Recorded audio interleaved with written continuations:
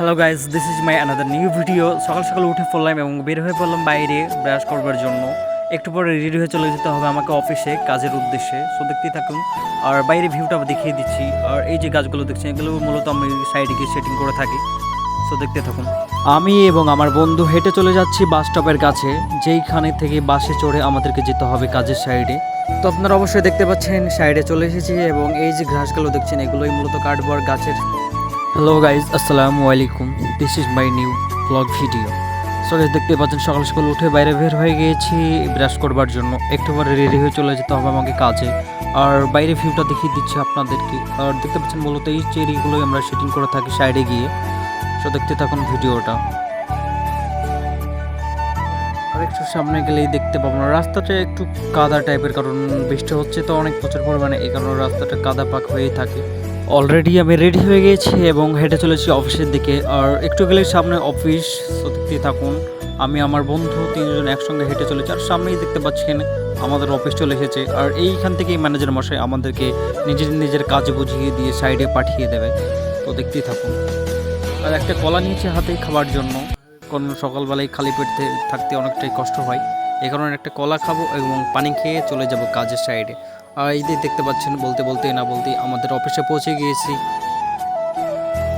আর এটাই হচ্ছে মূলত আমাদের অফিস। আমি এবং আমার বন্ধু কাজ করবে একই সঙ্গে আজকে, এই কারণে আমার ম্যানেজার মশাইয়ের কাছে কাজ বুঝিয়ে নিয়ে আমরা হেঁটে চলেছি বাস স্টপের দিকে, যেইখান থেকে বাসে চড়ে চলে যেতে হবে কাজের সাইডে। অবশেষে পৌঁছে গেলাম বাস স্ট্যান্ডে এবং বাসে চড়ে চলে যাচ্ছি কাজের সাইডে। দেখতেই থাকুন, বাসে চড়ে চলে যাচ্ছি কাজের সাইডে।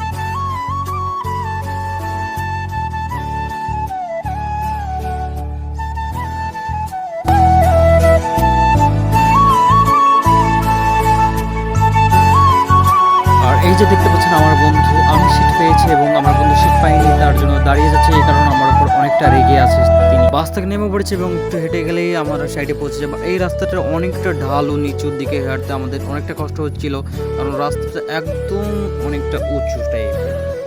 আর একটু নিচে গেলেই আমরা সেই বাড়িটায় পৌঁছে যাব, যেই বাড়িটায় আজকে আমরা মূলত কাজ করব। আর এই যে দেখছেন, এইটাই হচ্ছে সেই বাড়ি, যেই বাড়িটা আজকে পুরোটা দিন আমরা গার্ডেনের কাজ করব। বাড়িটার লুকটা কিন্তু জাস্ট ওয়াও, অনেকটা সুন্দর লাগছে দেখতে।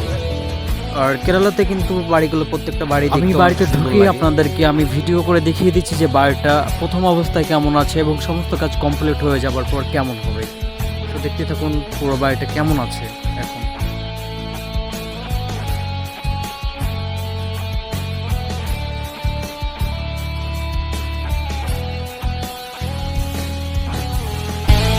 আপনারা অবশ্যই দেখতেই পাচ্ছেন আমি মেশিনটাকে স্টার্ট করে নিয়ে আমি ঘাস কাটতে শুরু করে দিয়েছি। আর মূলত ঘাসগুলোকে আমাদেরকে এভাবেই কাটতে হয় মেশিন দিয়ে।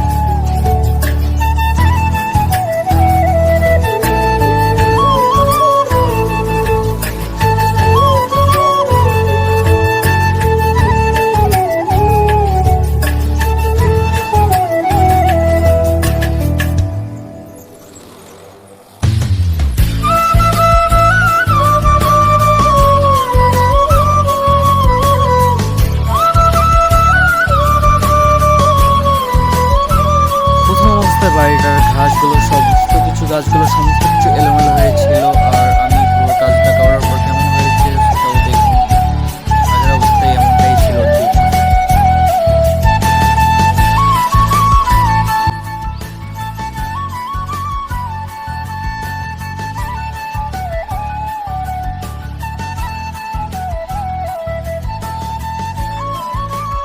অবশেষে প্রায় 3 দিন কাজ করার পর সমস্ত কাজ কমপ্লিট হয়ে যাওয়ার পর ঠিক এমনটা দেখাচ্ছে বাড়িটা।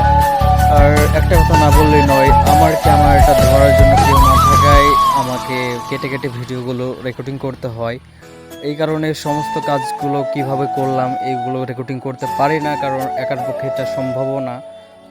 আর আমি যদি সব সময় হাতে ফোন রেখে ক্যামেরা রেকর্ডিং করি তাহলে বাড়িওয়ালা অবশ্যই আমাকে দেখে আমার বসের কাছে কমপ্লেন জানাবে। এই কারণে ভয়ে সবসময় হাতে ফোনটা রেখে রেকর্ডিং করতে পারি না। সো দেখতে পাচ্ছেন এই সমস্ত গাছগুলো শেভ করার পর এবং পুরো পুলিটা কাটার পর ঠিক এমনটাই ভিউটা দেখাচ্ছে। সো আমার ভিডিও যদি আপনাদেরকে ভালো লেগে থাকে তো অবশ্যই একটা লাইক করবেন এবং একটা কমেন্ট করে আপনাদের মতামত জানাবেন, চ্যানেলটিকে সাবস্ক্রাইব করবেন এবং ধন্যবাদ আমার ভিডিওটা দেখার জন্য। তো দেখা হচ্ছে কোনো পরে নেক্সট ভিডিওতে। আপাতত আপনাদের কাছে বিদায় নিচ্ছে। সো বাই বাই, ভালো থাকবেন সবাই।